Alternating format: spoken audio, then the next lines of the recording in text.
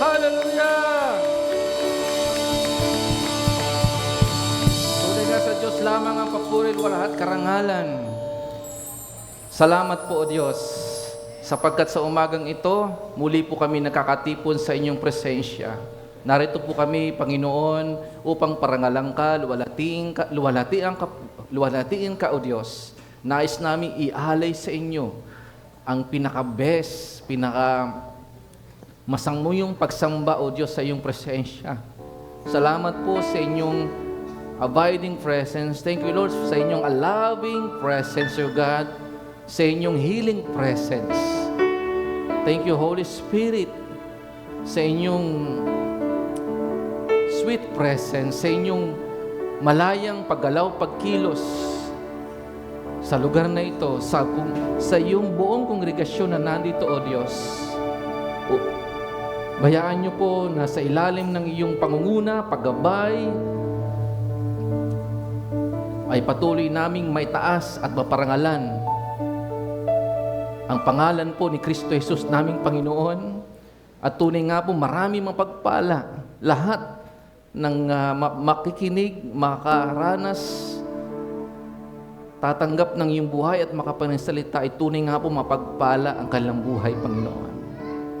Gawin niyo pong buhay, O Diyos, ang iyong salita, ang iyong mensahe ay matanggap ng bawat isa na tunay nga po maranasan nila ang buhay at kapangyarihan ng iyong salita, Panginoon.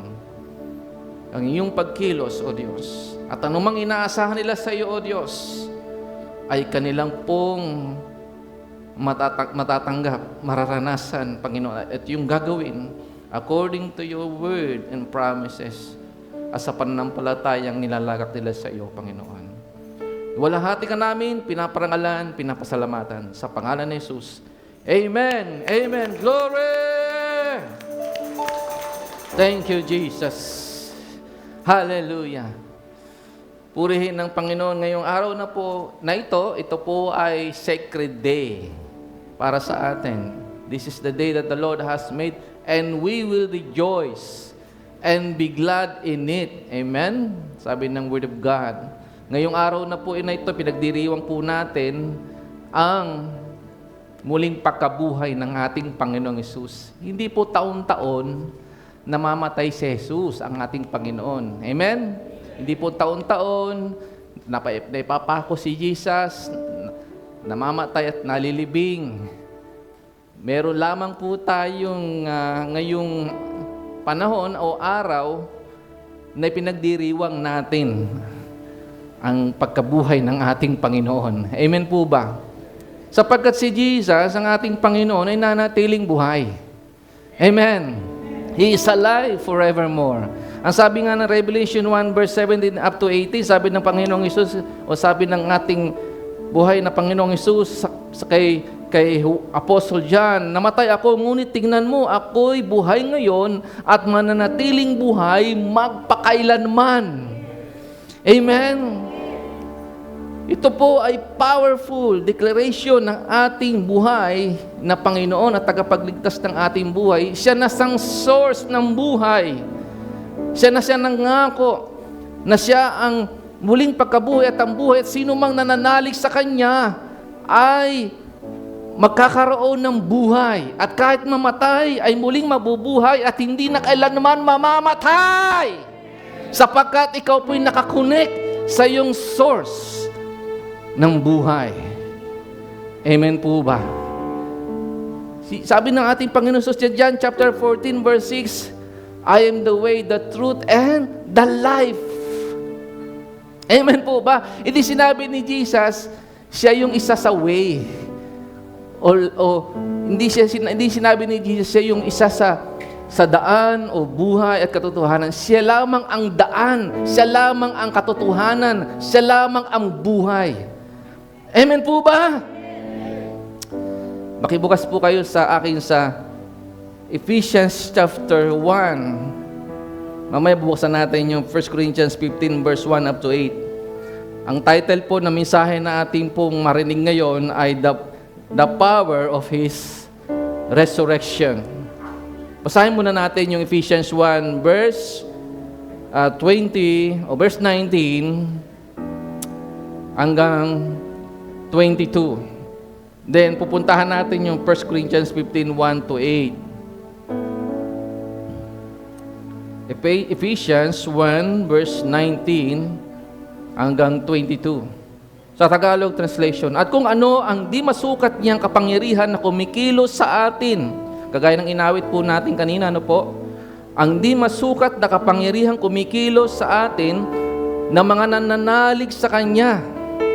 Ang dakilang kapangyarihan ng ding iyon ang muling bumuhay kay Kristo, ang nag-upo sa Kanya sa kanan ng Diyos sa kalangitan.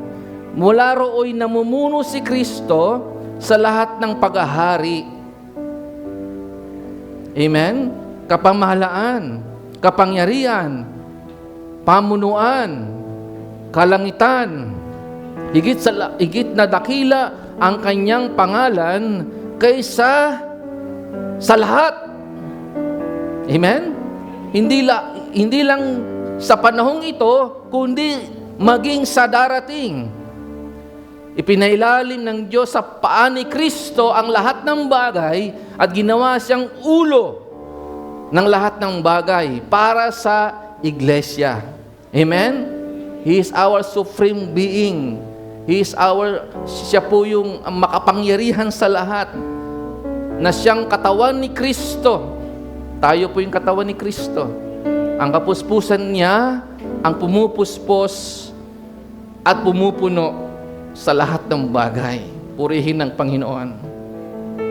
In 1 Corinthians 15, verse 1 up to 8. Hallelujah. Mga kapatid, ngayon pinapaalala ko sa inyo ang magandang balitang pinangangaral ko sa inyo. Yan ang magandang balitang inyong tinanggap, naging saligan ng inyong pananampalataya. Yung magandang balita na sinasabi ni Apostle Paul ay saligan ng ating pananampalataya. Yan ang magandang balitang inyong tinanggap at naging saligan ng inyong pananampalataya. Naligtas kayo sa pamagitan nito kung matatag ninyong pinanghawakan ng salitang pinangangaral ko sa inyo, maliban na lamang kung walang kabuluhan ng inyong pananampalataya.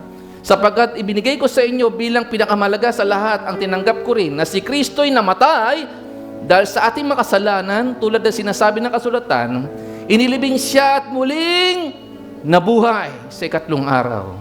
Tulad din na sinasabi ng kasulatan, siya'y nagpakita kay Pedro at saka sa 12, pagkatapos nagpakita siya sa mahigit na 500 kapatid na nakakatipon, marami sa kanila buhay pa hanggang ngayon, subalit patay na ang ilan.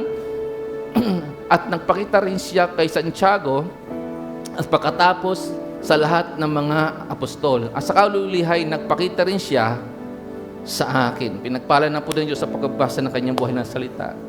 The resurrection of Jesus Christ is a central and foundational truth of Christianity.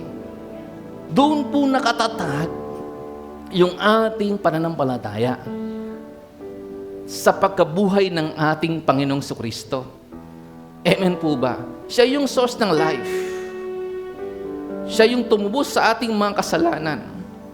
Siya yung ginawang kasalanan, sabi ng Bible, at ginawa tayong katuwiran sa harapan ng Diyos sa pamagitan ng ating pananampalataya kay Kristo Jesus. According to 2 Corinthians chapter 5, verse 21. Amen po ba? Tayong lahat ay makasalanan. Walang sino man sa atin po ay matuwid. Tayo nasumpungan ng Diyos na tayo po ay marumi, makasalanan. Ngunit dahil po sa habag at biyaya ng Diyos, sa pamagitan ng ating pananalig kay Kristo Jesus, tayo ay nagtamo ng kaligtasan. Hindi dahil sa ating mabuting gawa o anumang gawa tayo naligtas, kundi dahil sa biyaya ng Diyos. Amen. Hindi tayo naligtas ng anumang uri ng relihiyon. Amen po ba? Hindi pwedeng sabihin ng isang tao, ako ay ligtas na makakapasok sa langit dahil ako'y mabuting tao, dahil ako'y mapagkawang gawa, dahil ako'y hindi gumagawa ng masama. Hindi niya pwede ipagmalaki sa harapan ng Diyos. Sapagkat ang tunay na source ng kaligtasan at tunay nagbigay po sa atin ng regalo na buhay na walang hanggan ay ang ating Panginoong Hesus. Yan ay regalo sa atin.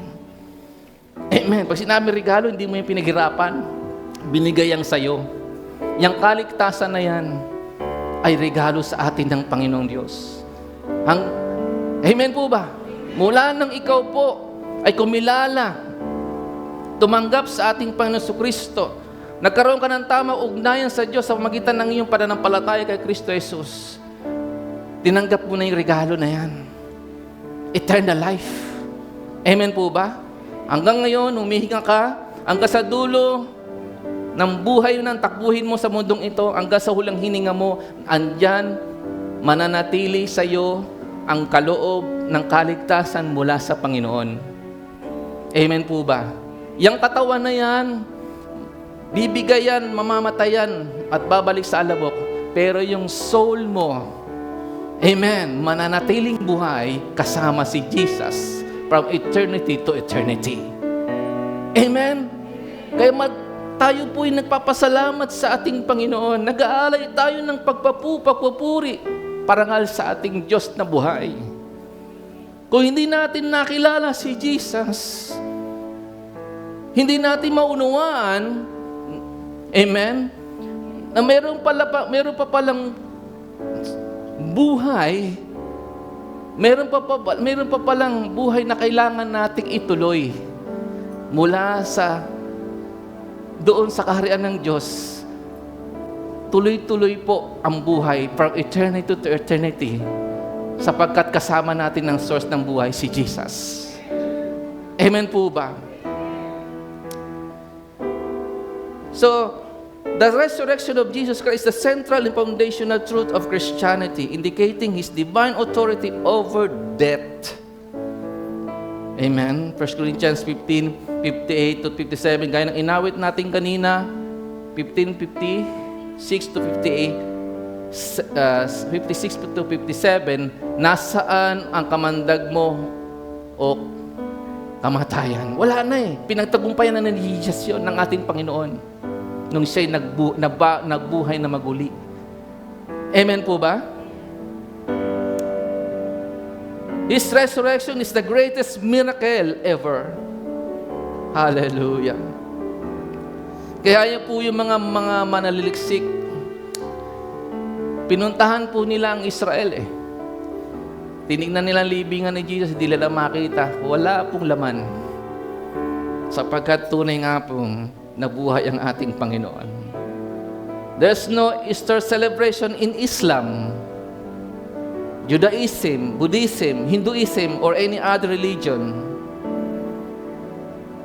of this world. Tayo lang po yung may pagdiriwang ng muling pagkabuhay ng ating Panginoong Hesus, sapagkat yan po ay napatunayan. Amen. At marami pong naging saksi sa pagkabuhay ng ating Panginoong Hesus. Amen po ba?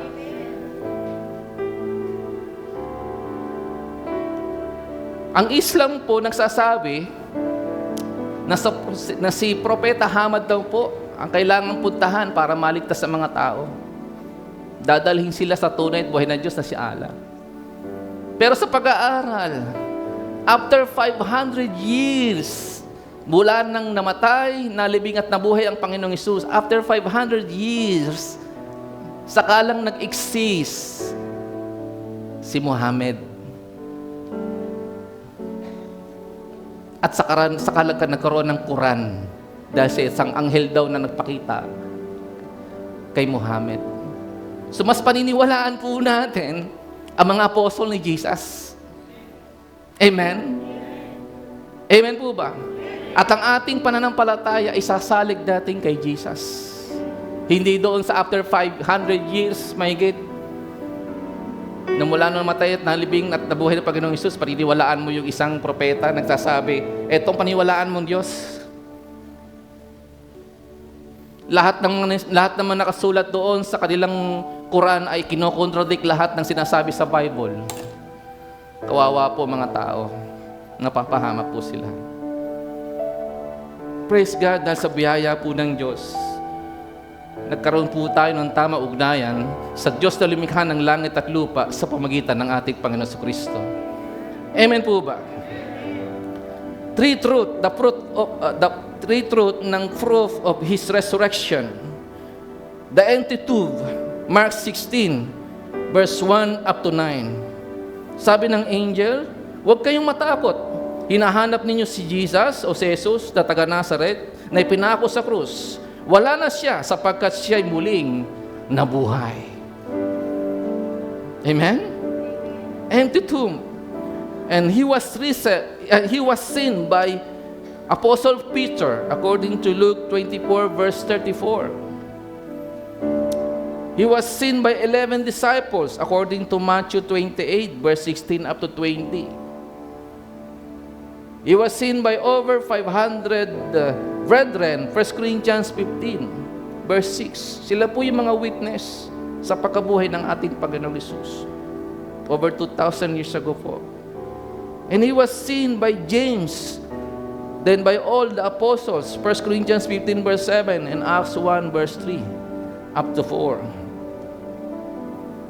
And he was seen by Apostle Paul. Ito na sumulat ng aklat ng Korinto.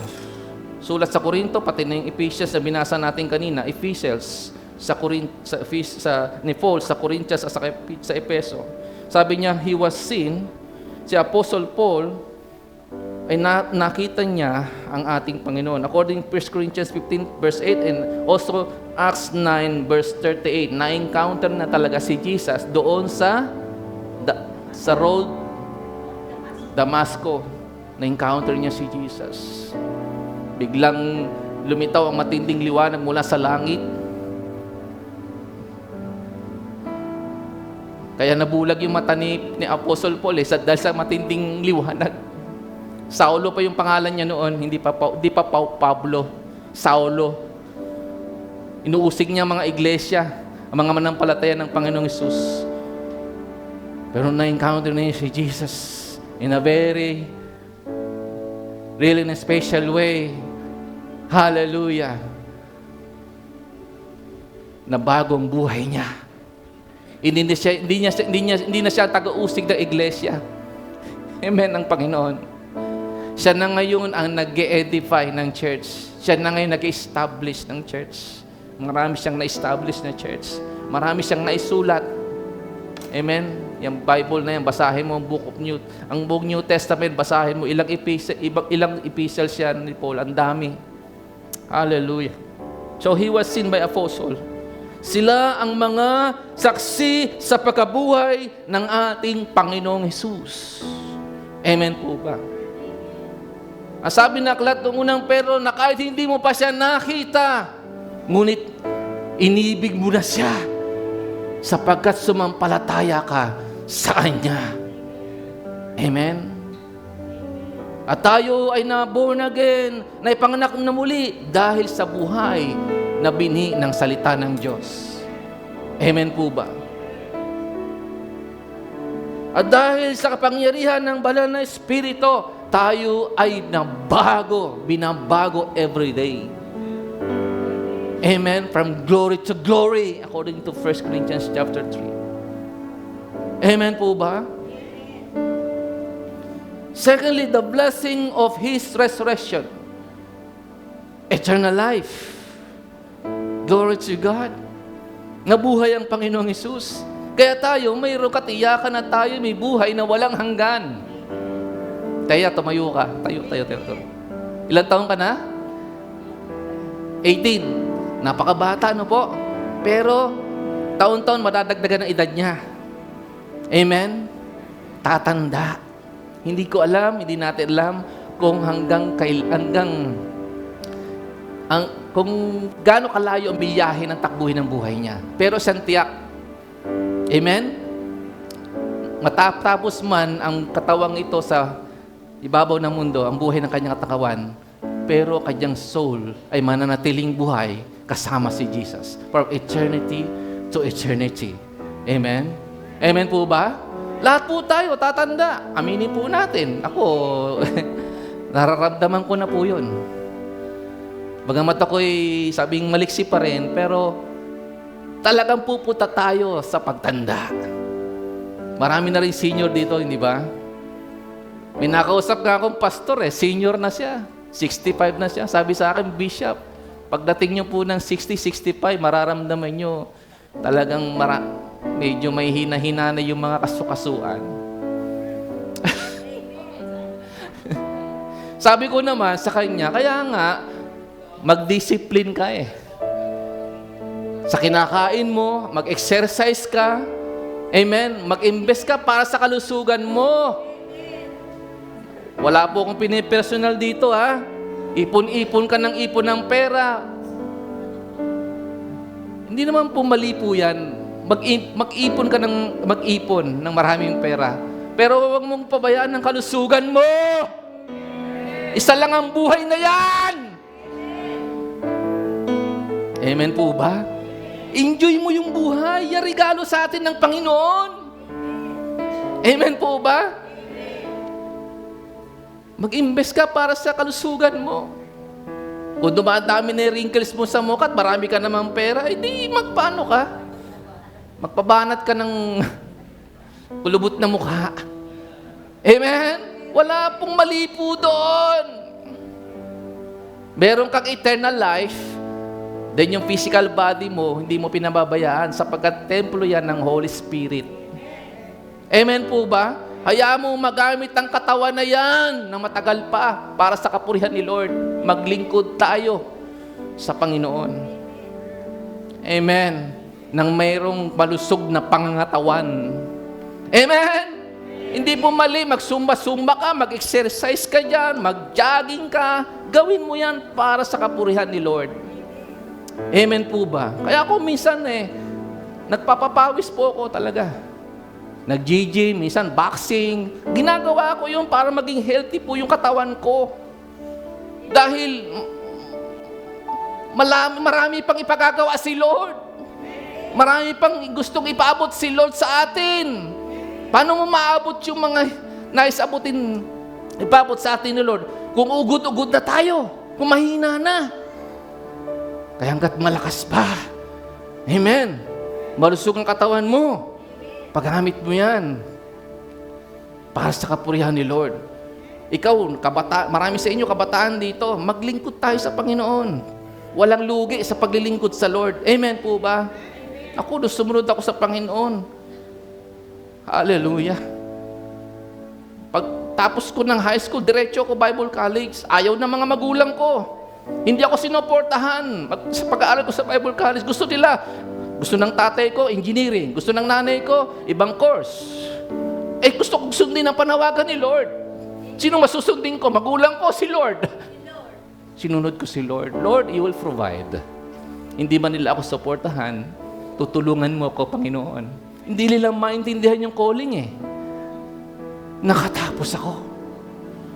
Hindi ako pinabayaan ni Lord. Ang daming miracle ko naranasan sa pag-aaral ko sa Bible College. Muntik na ako hindi makagraduate dahil hindi ko alam kung saan ako kukuha ng tuition fee. Pero pinurivay ni Lord. Pinurivay ni Lord, nakatapos ako. Kaya yung buhay na yung paggamit mo, kapatid. Walang lugi, walang sayang sa pagsunod sa Panginoon.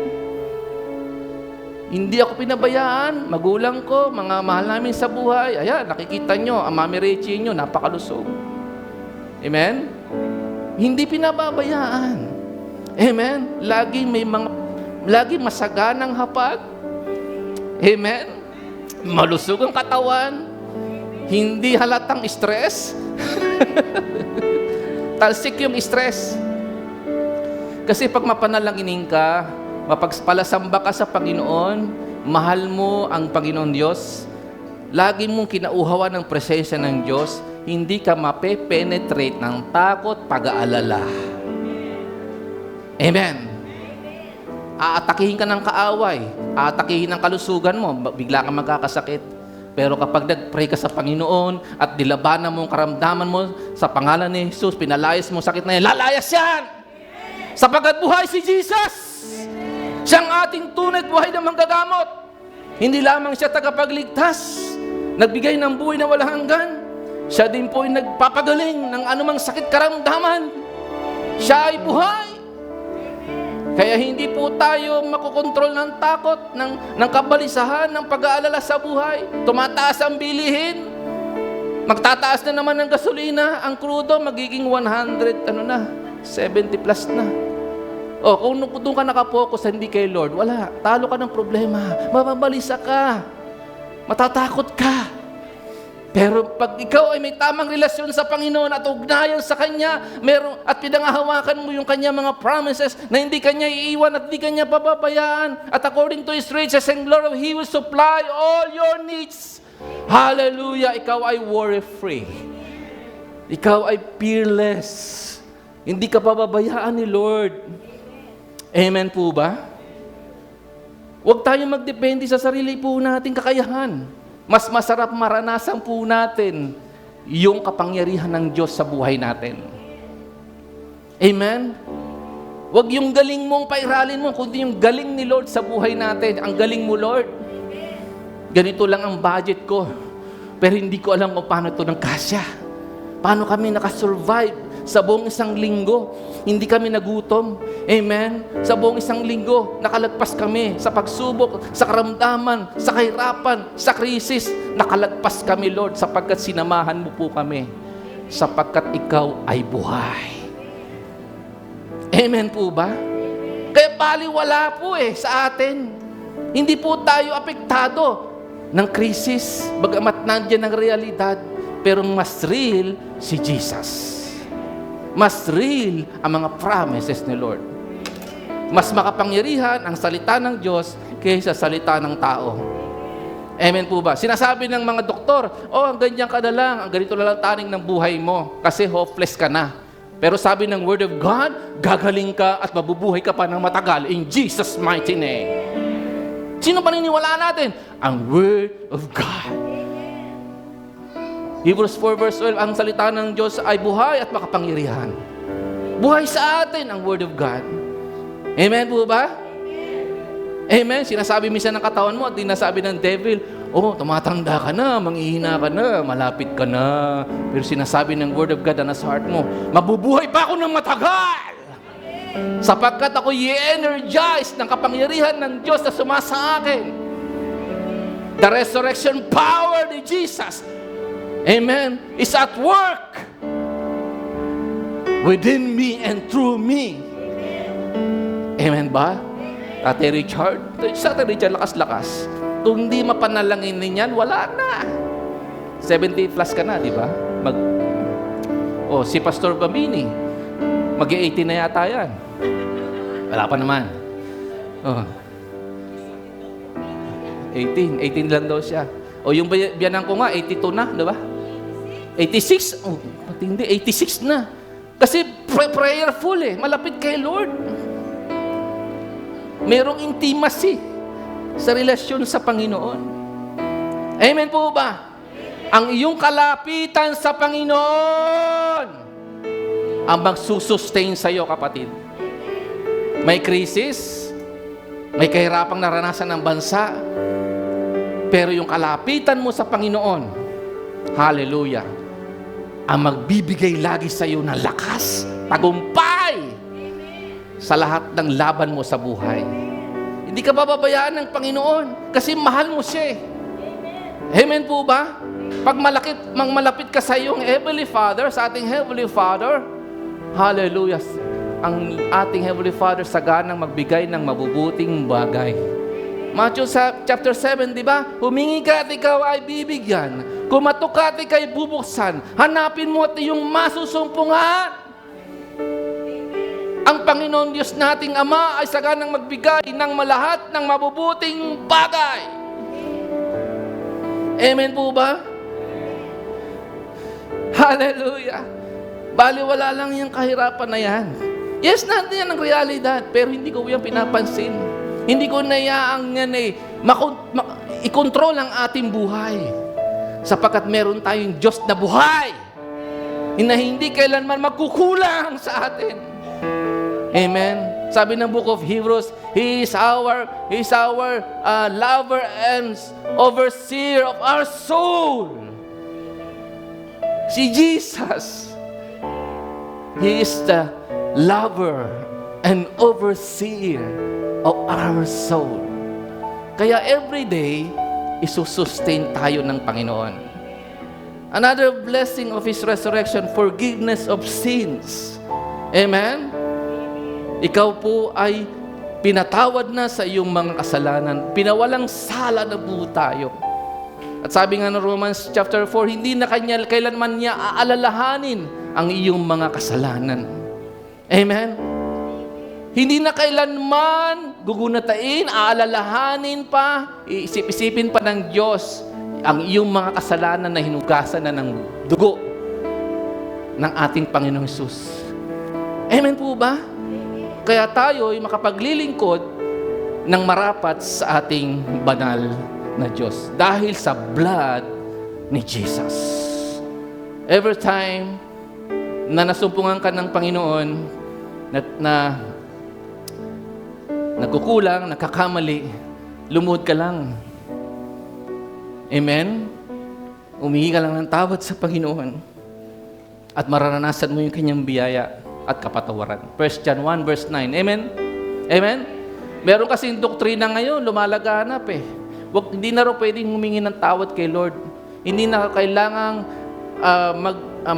hindi na kailangan ng repentance, hindi na kailangan ng pagsisisi sa Diyos. Basta lahat ng kasalanan mo, bayad na yan, tapos na, wala nang noon. Yuro mo yung mga doktrinang ganyan. Ano sabi ng Revelation chapter 2? Sabi ni Lord doon sa church, pag hindi kayo nagsisi, di ba? Ay aalisin ko sa inyo. Aalisin ko sa inyo ang ilaw na yan. So, si Lord, nananawagan pa rin ng pagsisisi sa isang church na aandap-andap, nanlalamig sa kanilang relasyon sa Panginoon. Amen? Tingnan nyo ang Panginoon natin na sobrang mapagbiyaya. Amen? Nagbibigay lagi ng maraming chances. Sa tao, nagkasala ka, nagkamali ka eh. Kukundi makakagad, di ba? Hahatulan ka kagad. Para bagang yung nagkukundima sa'yo, hindi na nagkakamali. Ang tingin niya sa sarili niya, mas matuwid kaysa sa'yo. Wala namang perfectong tao. Lahat po'y nagkakamali pa rin. Amen. Ang mahalaga lang po, masumbungan tayo ng Panginoon na nagpapakumbaba. Nagpapasakop at handang sumunod, magpabago, magpaayos sa Panginoon. Amen po ba? Sapagkat walang imposible kay Lord. Kaya Kanyang baguhin. Amen. Kaya Kanyang i-restore. Kaya Kanyang ayusin. Kaya Kanyang gawing tunay na anak ng Diyos. Amen? Forgiveness of sins. New life. Romans 6 verse 4. Amen? Tayo ay nagkaroon ng bagong buhay sa pamagitan ng pagkabuhay na maguli ng ating Panginoong Jesucristo. Sino dito nagpabaptize na sa tubig? Sino dito hindi pa nababaptize? Mapabaptize na kayo. Yan po ay simbolo ng pagkamatay, pagkalibing, at pagkabuhay na maguli kasama si Jesus. Pag inilubog ka sa tubig, ipinalibing mo na ang iyong lumang pagkatao. Pag-ahon sa tubig, meron ka ng bagong pagkatao dahil sa muling pagkabuhay ng ating Panginoon Jesucristo. Amen po ba? New life, bagong buhay, yan ay galing sa Panginoon. Hindi yan po'y galing sa hindi dahil yan sa iyong katabi, hindi dahil sa pastor mo, hindi dahil po yan sa iyong sariling pagsisikap kaya nabago ang buhay mo. Dahil yan sa kapangyarihan ng pagkabuhay ni Jesus. Amen, na gumawa sa iyong buhay, sa ating buhay. And the hope of our future resurrection. Kaya tayo din po ay makakaranas ng muling pagkabuhay sa muling pagbabalik ng ating Panginoon Jesucristo. Pag binasa mo ang 1 Corinthians 15, especially 20 hanggang 23, amen, yung daw katawang nabubulok ay papalitan ng katawang hindi nabubulok. Amen? Glorified body. Sapagkat itong katawan na ito, itong flesh, itong blood and flesh ay hindi pwede pumasok sa karinang langit. Kailangan mapalitan ng glorified body. Amen?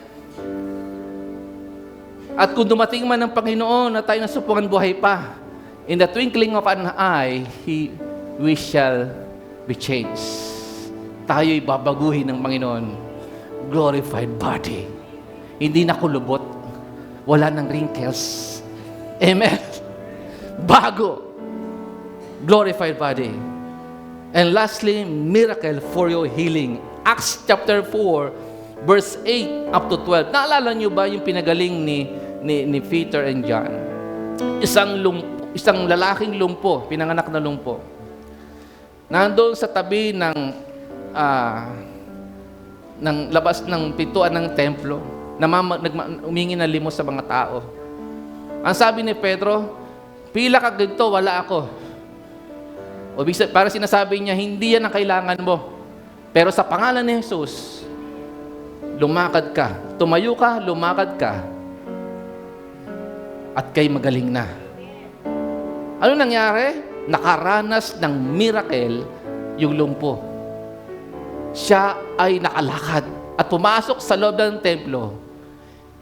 Hindi lamang lumakad, palundag-lundag na nagpupuri sa Panginoon.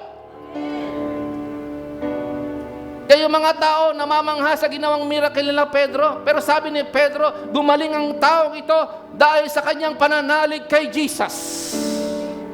At sabi pa niya doon sa mga tao, doon sa mga Hudyo, sa mga religious leader, ang Jesus na inyong pinako sa krus, ang buhay ang pinanggagalingan ng buhay na inyong pinako sa krus ay namatay at buhaling nabuhay. Ang isang nagpagaling sa taong ito. Amen? Hindi po ako galit ha. Kapag may sakit ka, alalahanin mo si Jesus ay buhay. Nabuhay na maguli.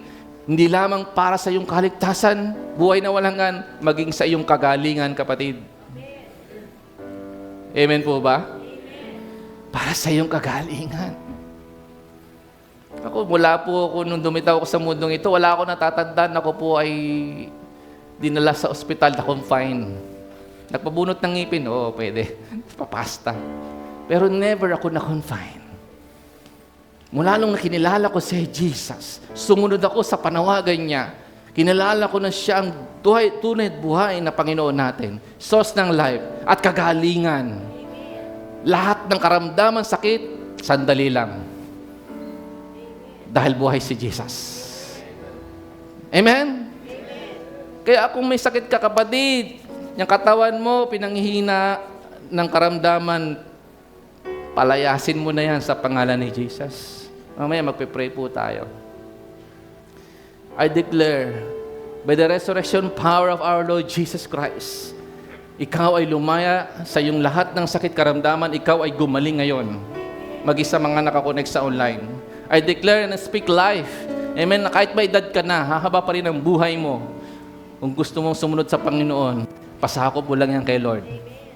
Amen? Kaya ni Lord magbigay ng increase. Amen? Ng buhay. Amen ba? Glory to God. And third, pangatlong point, the power of His resurrection. Ephesians 1 verse 19 up to 20. Balikan po natin. Dito po ako magpo-focus ng gusto. Hallelujah. At kung ano ang di masukat niyang kapangyarihan. Ang resurrection power ng ating Panginoon Jesucristo, sabi sa verse 19, ay immeasurable. Immeasurable ang kapangyarihan ng ating Panginoong Hesus. Nakikinig ba kayo? His power ay limitless for your healing. Amen? For your financial freedom, nothing is impossible, our God. Palalayain ka ng Panginoon sa kahirapan sa utang. Amen? Sapagkat hindi pwedeng binago lang ang buhay mo, pero hindi ka pinalaya ng Diyos sa kahirapan.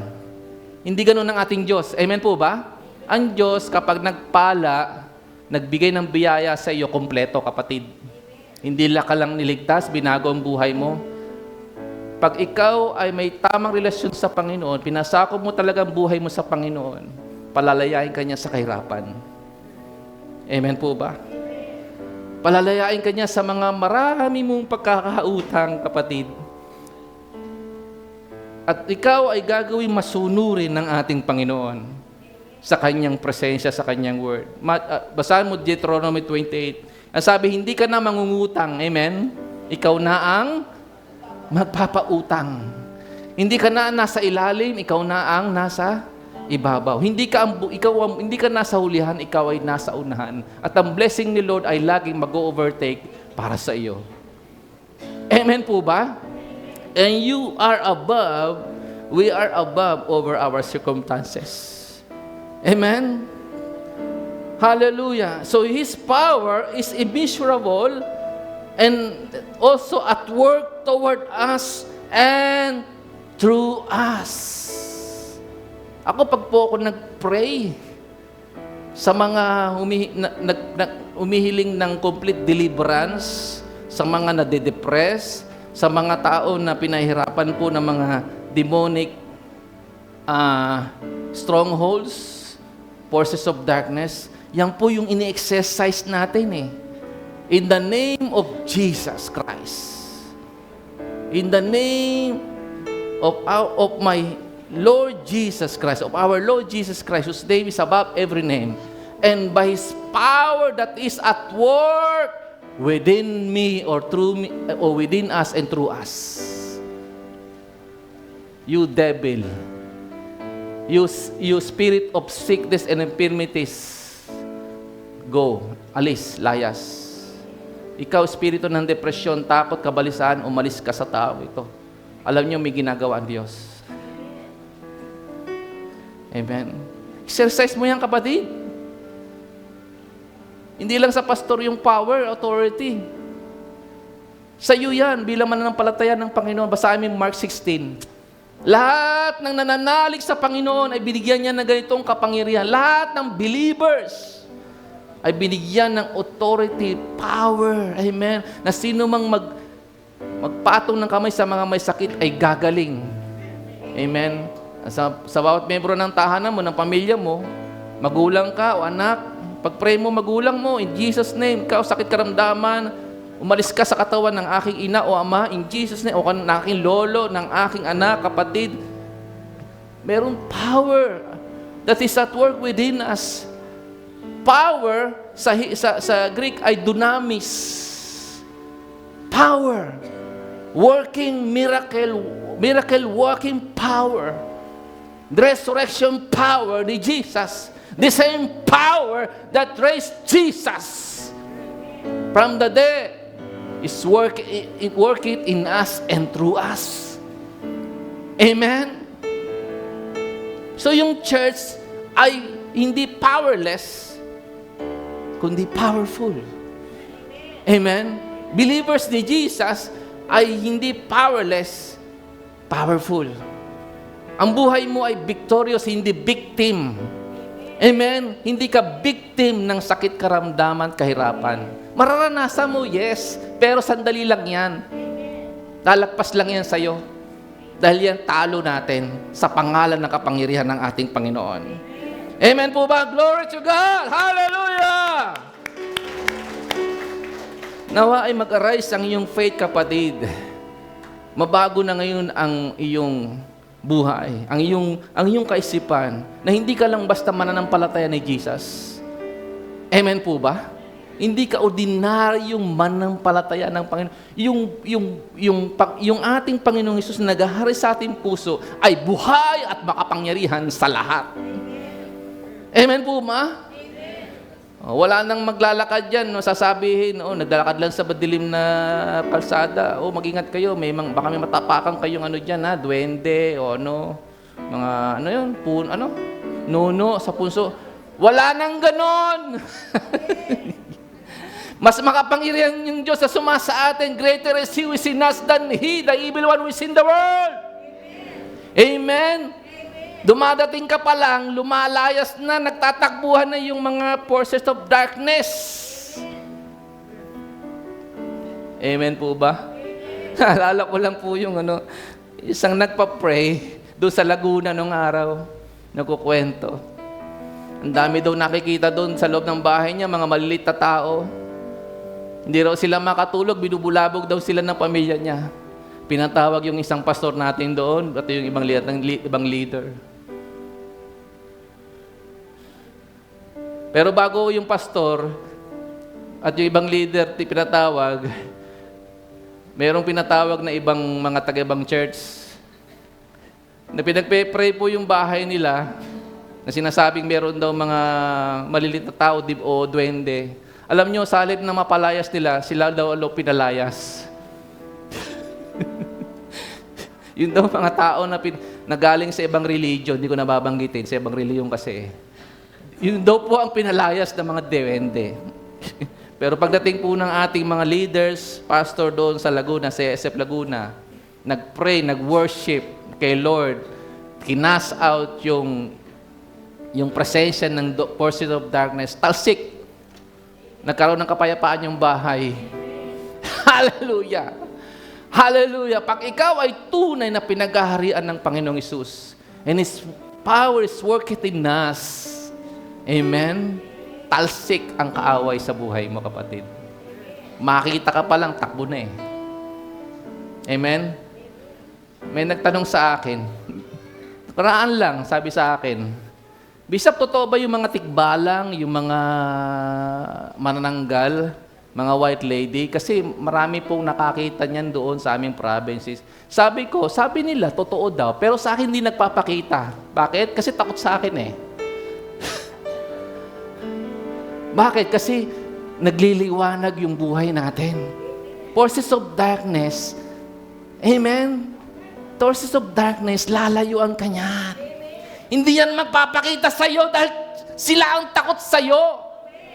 Pero kung ikaw ang takot sa kanila, naniniwala ka sa kanila at takot ka sa kanila, magpapakita yan sa'yo. Hello? Kung ano kinakatakutan mo, yun ang mangyayari. Pero kapag ikaw may faith, meron ka tamang relasyon sa Panginoon, ikaw ay laging babad sa panalangin, sa pagpo-worship kay Lord, ang presensya ni Lord na nag-ahari sa buhay mo, hindi magpapakita sa iyo. Amen? Yung mga alagad ng kadiliman na yan, talsik yan, kapatid. Amen? Sakit karamdaman, hindi yan magtatagal sa buhay mo. Himala ng kagalingan, tuloy-tuloy mo maranasan. Kahirapan, hindi po yan ipepenetrate ang buhay mo at family mo. Ikaw ay i-cover ng favor ni Lord.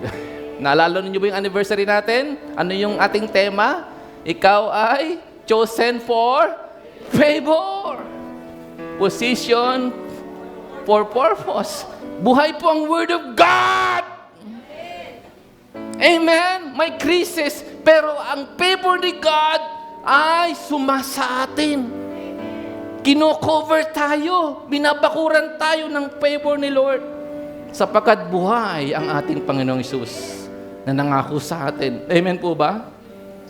Hallelujah. And it was resurrection power that raised Jesus, that raised the physical body of Jesus from the dead. And lastly, it was His resurrection power that seated Him at the right hand in the heavenly places. Verse 20. At ito ang napakatindi pang sinabi. Mula sa verse 21, mula roon ay namumuno si Kristo sa lahat ng paghahari, kapamahalaan, kapangyarihan, pamunuan sa kalangitan. Amen? Higit na dakila ang kanyang pangalan kaysa sa lahat. Amen. Makinig kayo mabuti. Higit na madakila o makapangyarihan ang pangalan ni Jesus kaysa sa pangalan ng anumang uri ng sakit. Amen. Kaysa sa anumang pangalan ng anumang salot o kahirapang naranasan ng mundong ito. His name is above every name. At pinilalim ng Diyos sa paa ni Kristo Jesus, ang lahat ng bagay, ay ginawa siyang ulo ng lahat ng bagay para sa iglesia. So yung kapuspusan at kapangyarihan ng Panginoon Kristo ay pumupuspos po sa church. Sino yung church ni Lord? Tayo ang church ni Lord. Puminupuspos po tayo ng kapuspusan ni Jesus. Si Jesus ay all-powerful, limitless, immeasurable yung kanyang power. Amen? Kaya hindi ka dapat talunan ng sakit, hindi ka talunan ng kahirapan, kapatid. Hindi ka dapat magpakontrol sa kabalisahan, sa takot. Wala dapat sa inyo nakakaranas ng matinding depresyon. Amen? Sapagkat ikaw ay nasa ilalim ng kapangyarihan at kapuspusan ng ating Panginoon Kristo. He is the source of our life, source ng healing, source ng katagumpayan sa lahat ng laban mo sa buhay. Palapakan natin si Lord. Hallelujah. Niling ko mamamat si tumayo. Hallelujah. Thank you, Jesus.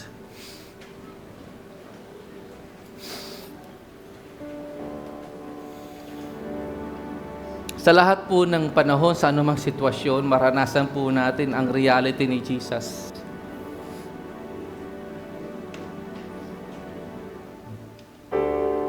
Kapatid, buhay ang ating Panginoon.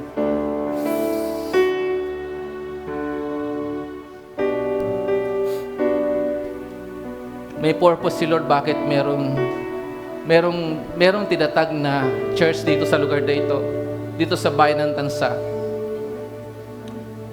upang maipakita po natin ang realidad ni Jesus na siya'y buhay. Wala akong pakialam sa ibang mga nagtayo na ibang church. Basta ako, ang pakialam ko ay ang itaas kong pangalan ni Jesus, gawing tunay si Jesus, gawing real si Jesus sa buhay ng mga tao. Sapagkat hindi naman po relihiyon ang nagligtas, ang magliligtas at magbabago ng buhay ng tao, kundi si Jesus. Amen? Maraming tao po ngayon ang kailangan maranasan, may encounter nila si Jesus sa pamagitan ng buhay natin na ito. Amen? Hanggat ikaw ay may buhay, tininga, hayaan mo mahayag si Jesus sa pamagitan ng buhay na yan. His resurrection power is at work in you and through you, kapatid.